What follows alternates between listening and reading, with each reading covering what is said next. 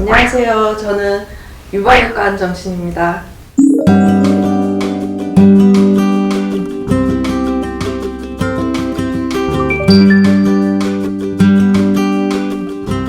유방암의 병력이 있는 경우 이제 가족성 유방암이라고 하거든요. 가족성 유방암 안에 이제 유전자가 이상이 있는 유전성 유방암이 들어가게 되는데, 가족성 유방암이라고 하면은 식습관과 생활습관을 공통으로 이제 공유하다 보니까 그 비슷한 패턴으로 비슷한 질병들이 걸리게 되는 경우를 말을 하는 거고요. 그 중에서도 특히 유전자가 문제가 되는 경우 유전성 유방암이라고 하고, 유전성 유방암의 가장 많은 퍼센트를 차지하는 70% 이상을 차지하는 것이 브라카 유전자입니다.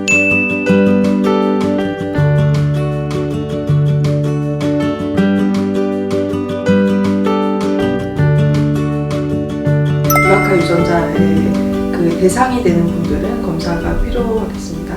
그 대상이라는 것을 이제 유방암의 병력이 있는 분들 중에서 이제 저희 유방암 환자들 중에서도 이제 검사를 하게 되는데요. 유방암 환자들 중에서 이제 젊은 나이에 유방암에 걸린 40세 이전의 유방암 환자, 양쪽성 유방암, 유방암과 난소암 같이 동시에 걸리는 경우, 또는 이제 그 가족력 중에서 뭐 어머니, 할머니 이렇게 있는 경우에 이제 브라카 유전자 검사를 나가게 하고, 그렇게 이제 만약에 검사 결과 브라카 양성이 나온 경우에, 이 유전자가 문제가 있는 경우에는 가족 검사를 또 시행을 하게 됩니다. 근데 이제 가족 검사라는 게 보편화되어 있진 않았기 때문에 이번에 이제 이렇게 유전자 검사 사업을 통해서 가족력이 있는 분들에 한해서 건강한 여성에 있어서 브라카 유전자를 시행하게 됐습니다. 브라카 유전자라는 거는 누구나 다 가지고 있는 거거든요. 그러니까 유전자 자체가 문제가 되는 건 아닌데, 유전자가 망가진 걸 가지고 있음으로 인해서 유방암이 생기는 그 퍼센트가 높아지는 걸 말하는 거고요. 브라카 유전자는 우리 몸에서 이제 잘못된 유전자가 있을 때 그거를 고쳐주는 그런 좋은 역할을 하는 겁니다. 그러니까 그 자체는 좋은 역할을 하지만 그 기능이 망가졌을 때 유방암의 확률, 그리고 난소암의 확률을 높일 수 있다는 겁니다.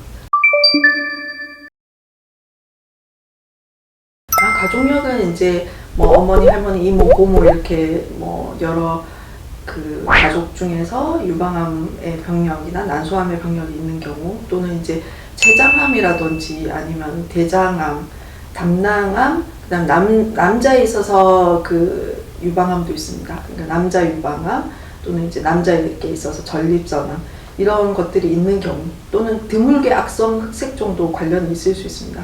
그래서 이제 이런 암종이 있을 때 유방암뿐만 아니라 다른 이런 암의 확률도 두세 배 높아질 수 있기 때문에 검사가 필요하겠습니다.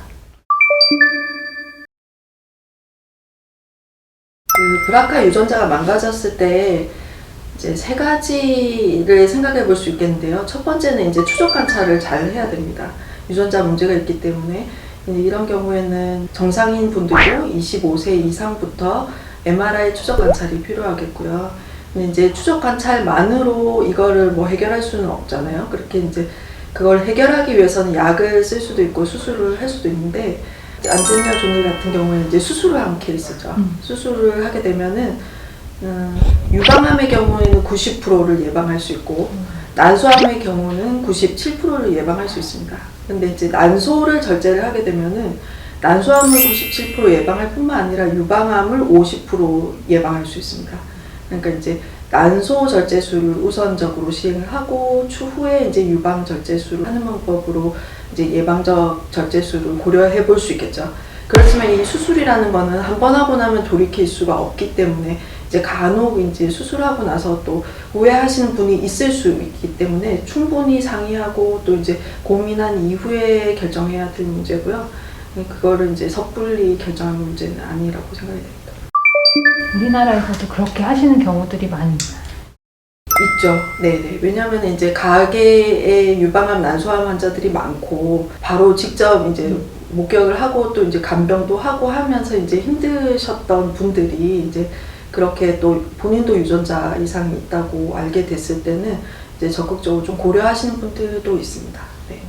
사실 근데 그거는 되게 극단적인 방법이고 가장 좋은 거는 젊었을 때부터 계속해서 검진을 통해서 체크하는 것들이잖아요. 검진을 통해서 이제 빨리 조기에 발견을 한다는 점이죠. 근데 이제 예를 들어서 가게 내 이제 침투도라는 거는 개개인마다 다를 수 있습니다. 침투도라고 하는 거는 그 유전자가 망가졌다고 해서 모든 사람이 다 그 병에 걸리는 건 아니거든요. 근데 그 병에 걸리는 확률이 조금 더 높은 경우가 있을 수 있고, 이 침투도가 높다고 하는 거죠. 그런 경우에는 조금 적극적으로 뭔가 예방적인 절제라든지 이런 걸 고려해 볼 수 있겠는데, 먹는 약의 경우는 예를 들어서 유방암을 예방하기 위해서는 타목시펜을 사용할 수 있고, 난소암을 예방하기 위해서는 피임약을 사용할 수 있는데요.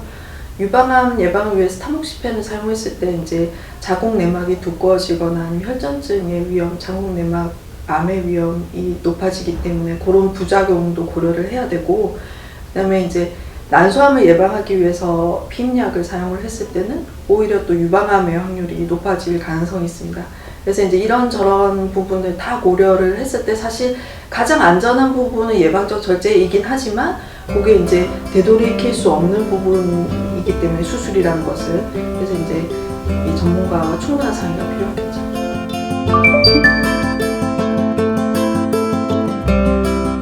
사업은 그 20세 이상의 여성 젊은 그 유방암이 없는 여성분들을 대상으로 대신 이제 가족력이 있으신 분들이죠. 그분들 중에서 이제 그 검사를 원하신 분들을 한해서 검사를 하고 있습니다.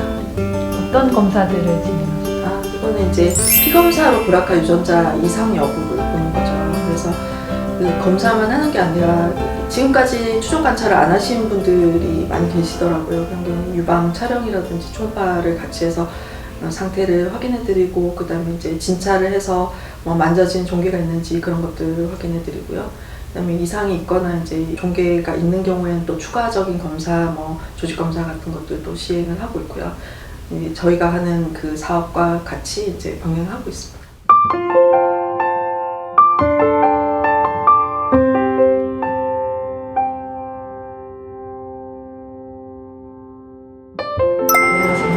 마침 이렇게 자료가 유방암 우려가 있는 환자들 대상으로 유전자 검사를 해주신다는 얘기를 들어서 왠지 저도 여기에 속할 것 같아서 이제 좀 알아보게 됐습니다.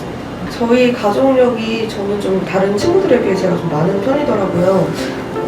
저희 외조모님, 외할머니께서 이제 유방암으로 진단받으셨었고, 그다음에 또 저희 이모 엄마의 여동생도 이제 유방암으로 진단받으셨고, 두 분 다 이제 빨리 발견을 하셔서 치료를 잘 하셨어요. 근데 이제 이게 아무래도 유전이 된다고 이야기가 되다 보니까 저한테도 그럴 수 있지 않을까 하는 좀 의구심이 들어가지고 좀 검사를 해보면 좋지 않을까, 좋은 기회라고 생각해서 지원하게 됐습니다.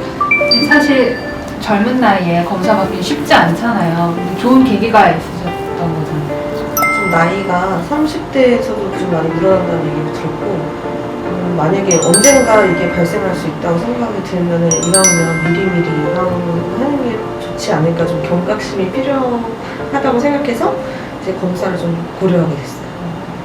일단 지원을 되게 큰 부분을 해주신다고 저는 생각하고 있거든요. 왜냐면 유전자 검사가 사실 되게 좋은데 말씀대로 비용적인 측면이 되게 좀 부담이 될 수 있어서 좀 고려하지 못하실 수도 있는데, 그런 이제 가장 중요한 유전자 검사 비용을 지원해 주시니까 아무래도 내가 좀 이런 위험이 있을 수 있겠구나 하는 분들은 받아보시면 되게 좋은 대비책이 되지 않을까 생각됩니다.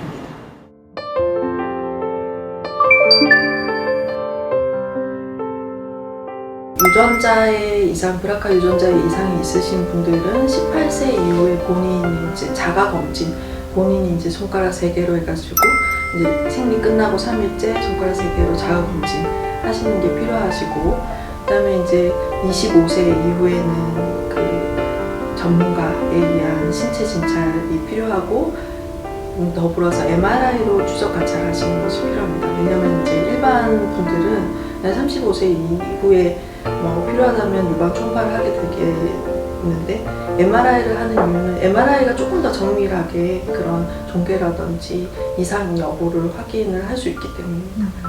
네. 그리고 이제 더불어서 그 난소암에 대한 검진도 필요하겠습니다.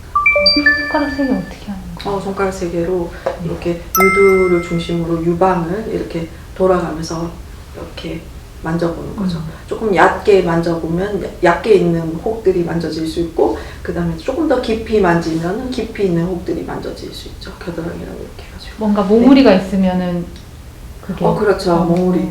그러니까 이게 암이 만져지는 촉진이 되는 특징과 그 다음에 이제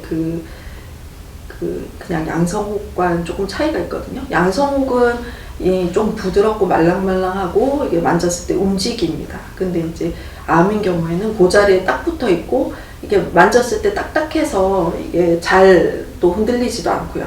네, 그런 좀 특징이 있기 때문에 어쨌든 뭔가 만져지거나 하면 병원으로 오셔야죠. 네. 제가 늘 강조하는 부분인데요.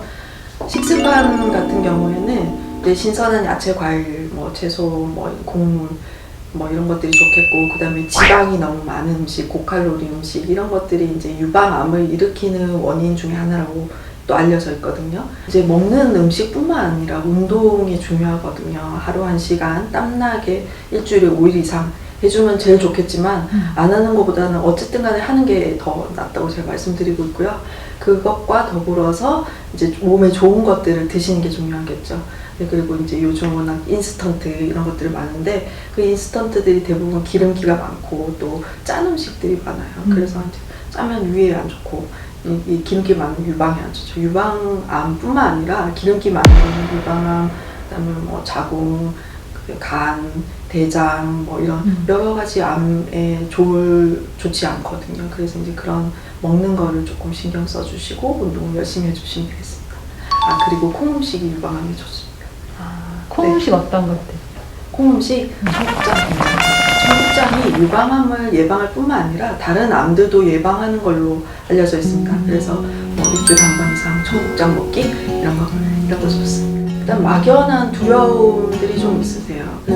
그래도 이제 이까지 뭐 의료기관 찾아왔다는 거는 그래도 용기를 낸 거거든요. 그분 입장에서는. 그러니까 뭐 예를 들어서 어머니께서 돌아가셨다든가 뭐 주변 가까운 뭐 이모나 고모 돌아가신 뭐 이런 경우에는 뭐 그에 대한 충격도 좀 있으시고 본인의 앞으로 살 날이 너무나 긴데 혹시나 이제 병에 이완될 경우에 대해서 또 이제 고민을 하는 분들이 많이 계시죠.